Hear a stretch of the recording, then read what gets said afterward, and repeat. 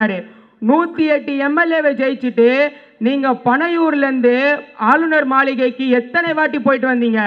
ஆனால் எங்களுடைய தலைவர் யார் தெரியுமா? வெறும் 96 சீட்டை வைத்துக்கொண்டு 5 ஆண்டு காலம் இந்த தமிழ்நாட்டிற்கு பொன்னான ஆட்சியை கொடுத்த தலைவர் தான் நம்முடைய தலைவர் அவர்கள். அடுத்து சொல்றாரு, தோத்துட்டீங்களா தோத்துட்டீங்களா? ஆமா தோத்தோம். தோத்ததால துவண்டு கழகமா இந்த கழகம்? தோத்த மறுநாளே போய் மக்களுக்கு நன்றி செலுத்திய கட்சி இந்த கட்சி. ஆனா ஜெயிச்சவங்க போய் ஏதாச்சும் ஒரு தொகுதியில போய் அவங்க நன்றி சொல்றாங்களா? சொல்லியிருக்காங்க. எந்த தொகுதியில ஜெயிச்சோன்னே தெரியாம அந்த தொகுதியில போய் நன்றி சொல்லிட்டு வந்திருக்காங்க. அது மட்டும் இல்லாம என்ன பண்றாங்க? தினமும் வந்து பொய் செய்திகள். அவர்கள் ஆட்சிக்கு வந்த முதல் நாளிலிருந்து பொய் செய்திகள் மட்டுமே. அதுவும் என்ன மாதிரி பொய் செய்திகள் தெரியுமா? நம்ம செஞ்சுட்டு வந்த திட்டங்களுக்கு எல்லாம் ஸ்டிக்கர் ஒட்டி அவங்க செஞ்சுட்டாங்கன்னு சொல்லிட்டு மார்த்தட்டி கொண்டு இருக்காங்க. நேற்று ஸ்கூல் திறந்திருக்கு, முந்தா நேற்று ஸ்கூல் திறந்திருக்கு. ஸ்கூலோடைய பாட புத்தகத்தினுடைய முகப்புரையில இந்தியாவினுடைய அரசியல் அமைப்பினுடைய முகப்புரை கொடுக்கப்பட்டிருக்கு. அதற்கு என்ன சொல்றாங்கன்னா, பாத்தீங்களா எங்களுடைய முதல்வர் வந்தோடனே என்ன பண்ணிட்டாருன்னு? அட பைத்தியக்காரா, அந்த புக்கை அச்சடிச்சது போன ஆட்சி காலத்துல.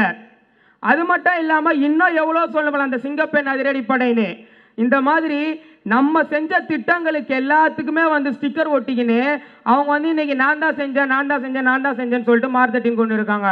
அதெல்லாம் விடுங்க, நேற்று ஒரு சம்பவத்துக்கு வாங்க. நேற்று இந்த திருவிக நகர் தொகுதியில் ஒரு சம்பவம் நடந்தது. அதுக்கப்புறமேட்டு அந்த சட்டமன்ற உறுப்பினர் அவர்கள் ஒரு பேட்டி கொடுக்குறாங்க. இந்த திருவிக நகர் தொகுதிக்கு திமுக எதுவுமே செய்யலன்னு. அவர்களுக்கு மனசாட்சி இருந்தால் நான் கேட்குறேன், நீங்கள் இருக்கிற பகுதியிலிருந்து வெளியே வந்து பாருங்க. கணேசபுரத்தில் எவ்வளோ பெரிய ஒரு மிகப்பெரிய விளையாட்டு திடலை கட்டி கொடுத்திருக்கிறது திமுக. ஏன் அங்க விடுங்க, இங்க இருக்கிற மக்கள் அப்படியே கொஞ்சம் அந்த ரோட்டு முனைக்கு போய் பாருங்க. அம்பேத்கர் திருமண மாளிகைன்னு எவ்வளோ பெரிய ஒரு அழகான மாளிகை கட்டி கொடுத்துருக்காங்க. இதெல்லாம் விட ஹைலைட் என்ன தெரியுமா? ஒண்ணுமே செய்யலன்னு சொல்லிட்டு நேற்று திமுகவினுடைய ஆட்சி காலத்தில் கட்டப்பட்டிருக்கின்ற பள்ளி திறப்பு விழாக்கு தான் அவங்க போயிருக்காங்க. அங்க போயிட்டு வந்துட்டு கூட எதுவுமே செய்யலன்னு எப்படிதான் சொல்றதுக்கு வந்து அவங்களுக்கு மனசு வருதோ தெரியல. ஏன்னா தலைவன் எவ்வழியோ அவ்வழிதானே அவர்களுடைய தொண்டர்களும் இருப்பாங்க. போறாரு, அதாவது வந்து ஸ்கிரிப்ட் இப்படி ஒரு பேப்பர் ஒன்று வச்சிருக்காரு. அந்த பேப்பர்ல என்ன எழுதியிருக்கோ அதை கடன்னு படிக்கிறாரு. படிச்சுட்டு, ஏன்னா அவர் வந்து சினிமாலேருந்து வந்தவரில் பல டைலாக்குகளை மனப்பாடம் பண்ணி அவருக்கு பழகி போச்சு. அதனால வந்து அப்படியே இப்படி வச்சு கடன்னு படிக்கிறாரு. அதுல ஒரு லைன் மறந்துச்சு, திரும்பி எடுத்து பார்த்துட்டு படிக்கிறாரு. ஆனா இதே வீரம், இதே திறமை, இதே திராணி சட்டசபையில போய் பேசுங்கன்னா சட்டசபையில பேசுறது கிடையாது.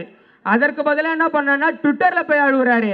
ஆனால் இங்கு இருக்கின்ற பலருக்கு ட்விட்டர் என்றால் என்னவென்று தெரியாத காலத்திலேயே ட்விட்டரில் கணக்கு தொடங்கி திமுகவை எந்த ஒரு கொம்பனாலும் அழிக்க முடியாது என்று ட்வீட் போட்டவர் தான் இந்த தலைவர்.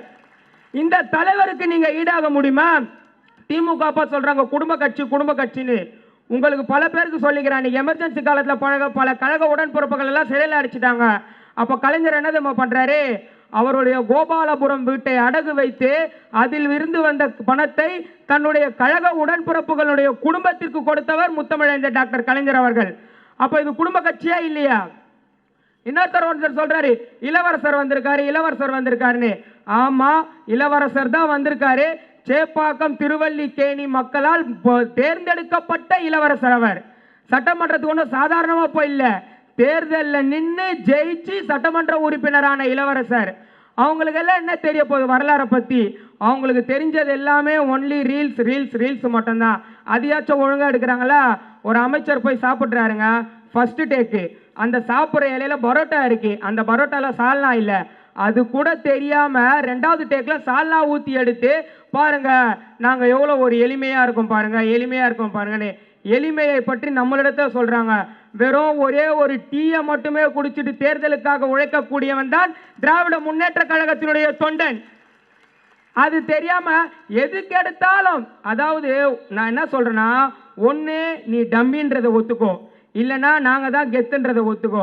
எது செய்யறதா இருந்தாலும் திமுக திட்டங்களை எடுத்து ஸ்டிக்கர் ஒட்டிக்கிற, இல்லைன்னா என்ன பண்றேன்னா எது நடந்தாலும் திமுக தான் சொல்ற. அப்போ ஒண்ணு நீ டம்மியா இருக்கணும், இல்லைன்னா நாங்க கெத்தா இருக்கணும். இது ரெண்டுத்துல ஏதாச்சும் ஒண்ணு நீ ஒத்துக்கினா உனக்கு நல்லது. எங்களுடைய தலைவர் சொல்லியிருக்காரு 6 மாதங்கள் பொறுத்திருப்போம் சொல்லிட்டு. அந்த 6 மாதங்கள் எதற்கென்றால் நீங்கள் சொல்லிய வாக்குறுதிகளை எல்லாம் நீங்கள் நிறைவேற்ற வேண்டும்.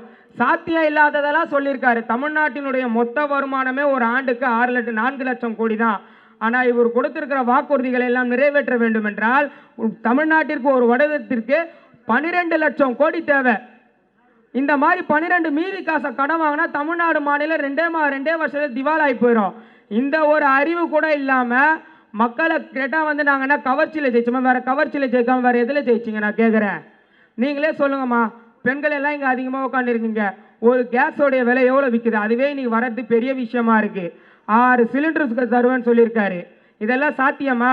ஆனால் ஒவ்வொரு வீட்டிற்கும் வண்ண தொலைக்காட்சி பெட்டியை கொடுத்து, அனைவருடைய வீட்டிலும் வண்ண தொலைக்காட்சி பெட்டியை கொடுத்து அவர்களுடைய சுயமரியாதையை காட்ட இயக்கம் இந்த இயக்கம். நாங்கள் சொன்னது எல்லாமே செஞ்சாச்சு, சொன்ன எல்லாத்தையும் செஞ்சாச்சு. இவங்க வந்து என்ன பண்ணுறாங்க, திரும்பியும் அதுக்கு ஸ்டிக்கர், மீண்டும் மீண்டும் சொல்கின்றேன், ஸ்டிக்கர் மாடல் ஆட்சி தான். அதாவது நாங்கள் வந்து யாரோட, அதாவது கல்லாப்பெட்டி கூட்டணி நம்முடைய கூட்டணியை தேர்தலுக்கு முன்பாக அவர் விமர்சித்தார். ஆனால் அதே கூட்டணியிடம் சோஃபாவையும் கொடுத்து, சோஃபா முன்னே போகும், ஷோபாவின் மகன் பின்னே செல்வார் என்பதை நிரூபித்து காட்டினார் இன்றைக்கு இருக்கின்ற தமிழ்நாட்டினுடைய முதலமைச்சர். நான் கேட்குறேன், 108 எம்பி ஜெயிச்சுட்டு, அதை மன்னிக்கவும், 108 எம்எல்ஏ ஜெயிச்சுட்டேன், 108 எம்எல்ஏ ஜெயிச்சுட்டேன், 100எல்லாம் சொல்கிறேங்க. ஆனால் 108 எம்எல்ஏ ஜெயிச்சவங்களால ஒரு எம்பி சீட்டு நம்ம மாநிலங்களவைக்கு அனுப்ப முடியுமா? அனுப்ப முடியாது. ஏன்னு கேட்டால் அங்கே ஒன்றிய அரசினுடைய பாரத பிரதமர் உட்காந்து இருப்பார். அவரை பற்றி பேசுறதுக்கு கூட இவங்களுக்கு திராணி கிடையாது. இவங்களால நேரில் பார்க்க முடியுமா? பார்க்க முடியாது. அதனால் பயந்துக்கன்னு என்ன பண்ணுறாங்க, அங்கே போனால் வரலாறு பேசணும், அங்கே போனால் ஃபேக்ட் பேசணும், அங்கே போனால் உண்மையை மட்டும்தான் பேசணும், அங்கே போனால் கலை நிலவரத்தை மட்டும்தான் பேசணும். இதெல்லாம் அவங்களுக்கு தெரியாது. அங்கே போய் வந்து பாட்டு போட்டு ரீல்ஸ் போடுறதோ, அங்கே போய் டான்ஸ் ஆடுறதோ கூடாது. அதனால் பயந்துக்கன்னு என்ன பண்ணுறாங்கன்னா, இவங்க கட்சிக்கு 108 எம்எல்ஏ இருக்காங்க, இன்னொரு கட்சிக்கு வெறும் 5 எம்எல்ஏ தான் இருக்காங்க. 5 எம்எல்ஏ இருக்கிறவருக்கு தூக்கிட்டு போய் ஒரு எம்பி சீட்டை கொடுக்குறாங்க. அவ்வளோ ஏன் பயம் உங்களுக்கு? இதற்கே இவ்வளவு பயம் என்றால் இன்னும் மேகதாது பிரச்சனை இருக்கு, இன்னும் மொழி பிரச்சனை இருக்கு. இந்தி திணிப்ப திணிப்பாங்க. அப்பெல்லாம் நீங்க என்ன பண்ணுவீங்க? ஜிஎஸ்டி பணத்தை தமிழ்நாட்டுக்கு கொடுக்கலன்னா என்ன பண்ணுவீங்க? அப்போதெல்லாம் நீங்கள் வந்து ஆலோசனை கேட்கக்கூடிய ஒரே தலைவராக எங்களுடைய தலைவர் முத்துவேல் கருணாநிதி ஸ்டாலின் மட்டும்தான் இருப்பார். அவங்க நினைக்கிறாங்க, வந்துட்டோம் திமுக அழிச்சிடலாம், ஒழிச்சிடலாம், அவ்வளோதான் திமுக காலின். நான் சொல்றேன், வாளால் புலப்பினும் வாழ்நாள் இழப்பினும் மஞ்சமன கேளார் கெடுதிகள் சுழினும் பூமியில் வாழ்நாள் முழுவதும் வாட்டும் நலிவே உரினும் கூட தாய் தமிழ் மொழியையும் தகைசால் திமுக கழகத்தையும் தங்களின் ஊனாய் உயிராய் உயிரினும் மேலாய் உளமாறு நேசிக்கின்ற உடன்பிறப்புகள் இருக்கின்ற வரையில் இந்த கட்சியை அழித்து விடலாம், ஒழித்து விடலாம் என்று பகல் கனவு கண்டிருப்பவர்களுடைய கனவுகள் இங்கு எடுபடாது. நீங்க பாருங்க, ஜெயிச்சவங்க எல்லாரும் வீட்டில் உட்காந்து இருக்காங்க. தோத்த நம்ம பாருங்க, உடனே பொதுக்கூட்டம் போடுறோம், உடனே நன்றி அறிவிக்கிறோம். இதுதான் திமுக.